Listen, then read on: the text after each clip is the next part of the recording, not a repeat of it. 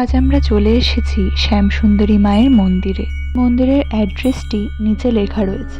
লোকমুখে শোনা যায় মা কিন্তু খুবই জাগ্রত। এমন অনেক অলৌকিক ঘটনা আছে যেগুলো কিন্তু এই মন্দিরে ঘটেছে।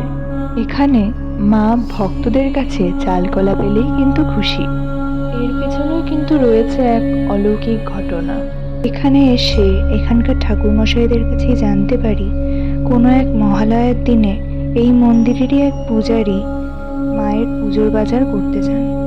সেখান থেকে ফেরার সময় এক বাচ্চা মেয়ে গায়ে কালি মেখে তার কাছে চাল কলার ভিক্ষা চায়।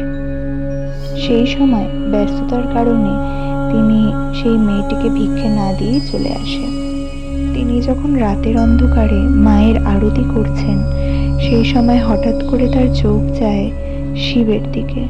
তিনি দেখেন বেদিতে শুধু শিব ঠাকুরই শুয়ে আছেন, মা কিন্তু নেই। ঠিক তার কিছুক্ষণ পরে তিনি হঠাৎ করে সেই বাচ্চা মেয়েটিকে মায়ের জায়গায় দেখতে পান।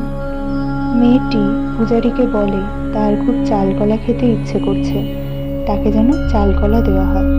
এরপরেই মেয়েটি নিমেষের মধ্যে উধাও হয়ে যায়।